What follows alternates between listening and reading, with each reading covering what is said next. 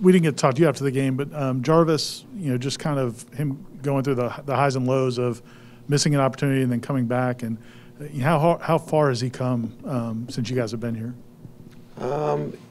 He's come far. I still think there's a lot left there, but I think we've seen glimpses. Even last year, we've seen glimpses of his ability to cover people, tackle. He's actually a really good blitzer too, and we've seen lapses in his game. I think the message from us is pretty consistent with him, and it is for every player, not just Jarvis. He happens to play corner, so that's the one that the spotlight gets on sometimes. But your Sunday through Friday preparation will equal Saturday, and I think he's seen the fruits of that labor the last several weeks, and that's got to continue for him.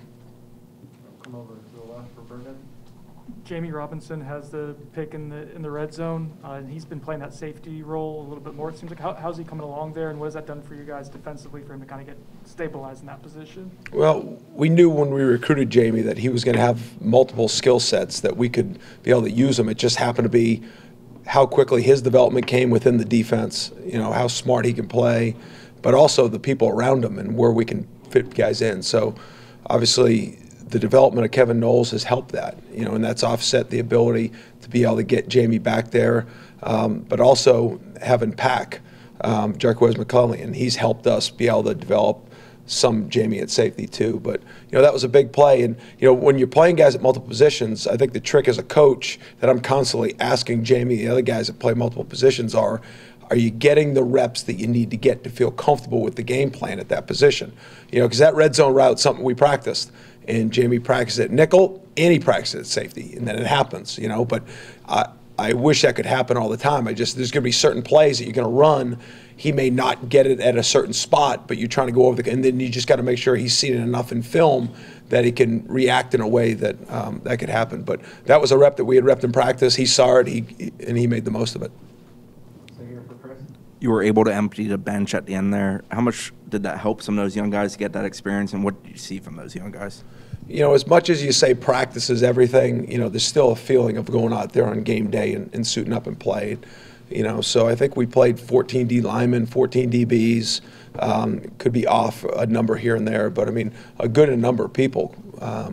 So I think that just helps those guys. Yesterday on Sunday, they had a taste of it, so they come back out, and I think the ones that got in deserve to get in, and hopefully that helps their development even expedite a little bit quicker, just because they got a chance to get out there on the grass for us on Saturday on a game day.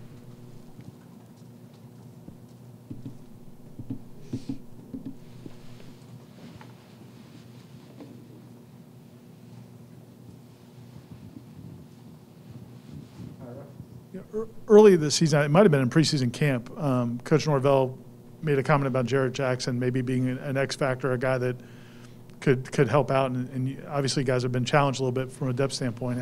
How well has he done, and is he a guy that you guys feel like you can count on now? Jarrett is extremely physically gifted. You saw him on one of the plays. They lined up in a unique formation that didn't become too unique Saturday.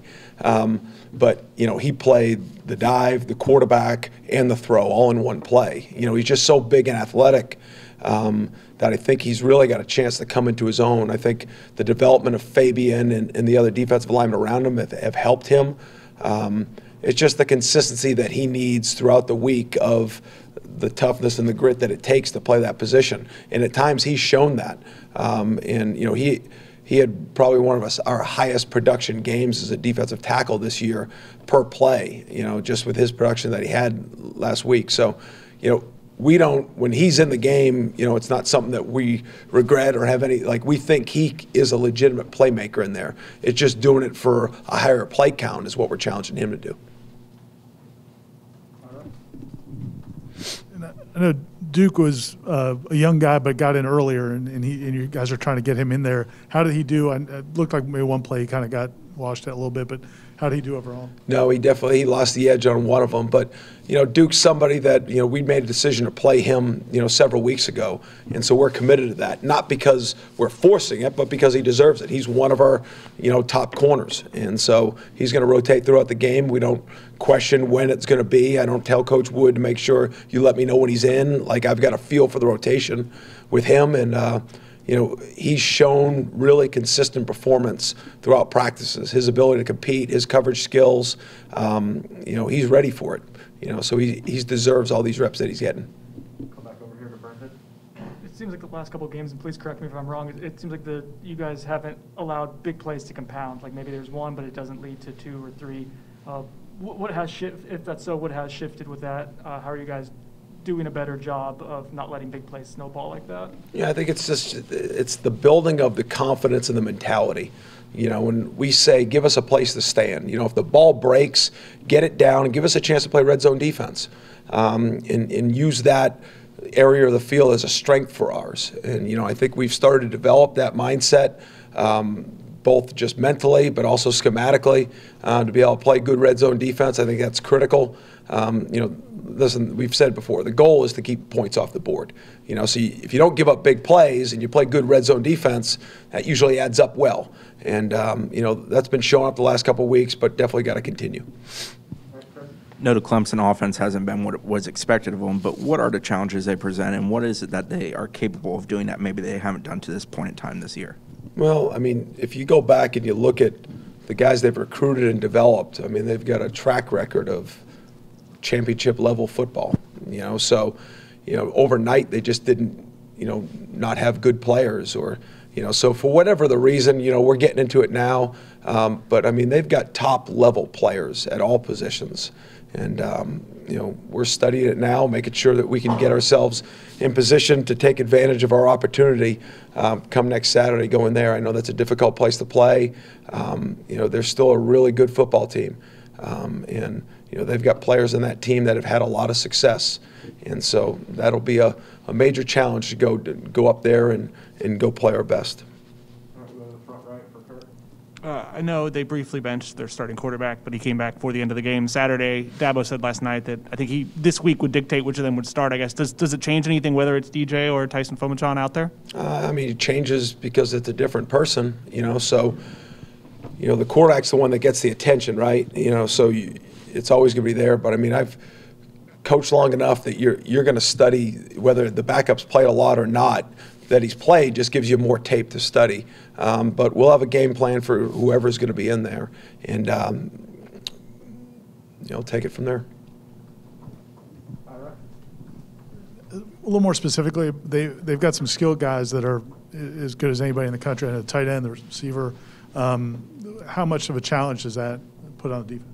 Yeah, I think anytime you can have that combination, 2 good wideouts are really hard, right?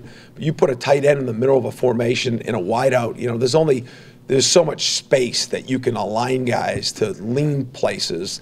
And, there inevitably are going to be one-on-ones in a game like this. And, the technique and the focus are going to be important to make sure that we're playing with the right leverages and we're able to take advantage on our side of the one-on-ones. But, they've always been traditionally a team that's created balance, right? They've had quarterback runs that have kept you honest. Now you have over-the-top throws, but you're creating safety help for the quarterback runs. And, they've had running backs that can win one-on-ones, wideouts. They've been really good up front. And so it's been the combination of that program, just as a team, offensively doing what they need to do to move the ball in multiple ways. And, their defense has been obviously one of the top defenses in the country for many years. So I think it's a collection of all of it, going back to the tight end wideout.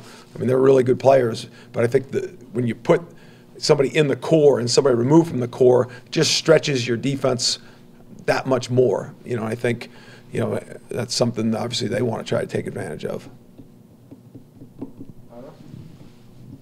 Yeah, also, just from a confidence standpoint, how do you feel like your guys have not got through some of the early struggles and some of the things that didn't go well? And what do you think was the key to kind of getting through that to where you guys are now? Consistent message. I think, at any point when you lose a game on the last second field goal or a last play, and you show up the next day and the message is consistent, the leadership is consistent, how we act as coaches, how the top players react to the coaching. I think from Coach Storms to our training room to Coach Norvell to myself to the position coaches. I think that's allowed our players to gain confidence in the process of improvement. And it's the only tricky part about that is that it's got to be authentic and it's hard, right? Anytime you get punched in the jaw and you got to wake up and show up again and be even better, that's not easy for people. But that's why, you put a staff together like the one Coach Norvell has put together, and you wake up every day and you go to work regardless of the pat on the back or the push from the front. And you just keep at it. I know you always want to start off early, but with an offense that has talent but has been struggling, how important is it to maybe not give them some early confidence and get them feeling good about themselves? And does it feel any different than any game in that regard? Because, like I said, you always want to start off well and play well the whole time. Yeah, we're going to try to stop them early. Yes, that's it. You know what? We will now break. But yeah, there's some human nature to this whole thing, right? Like everybody's always said, hey, it's so critical in this game to start fast because of X, Y, and Z, the weather, their momentum, whatever all that is. And that goes into play a little bit, but it's hard. You make a decision to take the ball, kick the ball, all those things you take into consideration. Schematically, how you deal with that is obviously there's times you can be more aggressive, or times when you're playing defense, you're like, you know what, we don't want to screw this up, make them make the play, right? And so there's always that thought process that I think I can help answer that question. Like when you're calling offense or defense, that when you feel like your kids are playing with good confidence, and you don't feel like you need to interrupt the game to make a play for them. As opposed to sometimes you're like, all right, we got to take a chance here, or we got to do this to add a spark. I think that could answer your question is from my seat of how you try to inject yourself into the game or try to remove yourself from the game. I think as a coach, as much as you can, you're trying to remove yourself as much as possible. From a standpoint of you're letting the players play, you're trying to create feedback, you're trying to get the right information from the right players so that you can keep the momentum or the flow in the game in a way that they feel super confident and comfortable with it. There's been times that I've called defense in a way that, it might not be the perfect call, but it's the best call for that situation with our players right now because of their belief in it. As opposed to throw them a curveball in the middle of a series. It may schematically be a great decision, and you can sit down in front of you guys and say, oh, yeah, this makes sense because we did it like this.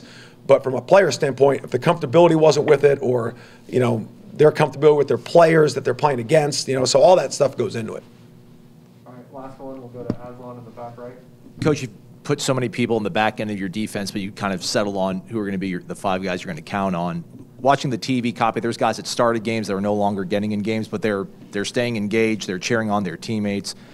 It'd be so easy, I guess, for a guy to be a distraction or put their name in the portal. What does it speak to? Is it the individual character of those guys staying engaged, or is it the overall sort of team policing that's keeping everybody kind of positive and rooting each other on? Probably a little bit of both. I think we always try to make the individual is always going to be in the front of my mind. But it's got to be team first, right? So, individual recognition comes with team success. That traditionally happens. But, you have individual conversations, and you're going to make decisions based off of individual needs sometimes or, direction of the kids. But at the end of the day, it's got to be with the team first mentality, with how we act and how we make the decisions. And I think going back to Ira's question, I think how we make those decisions and how we react as coaches filter through to the players. And is it always perfect? No, but it's definitely something that we understand the weight of our actions, the weight of our words, and how that affects the individual, and more importantly, the entire team. All right, thank you, Coach. Thanks, guys. Welcome back, Corey.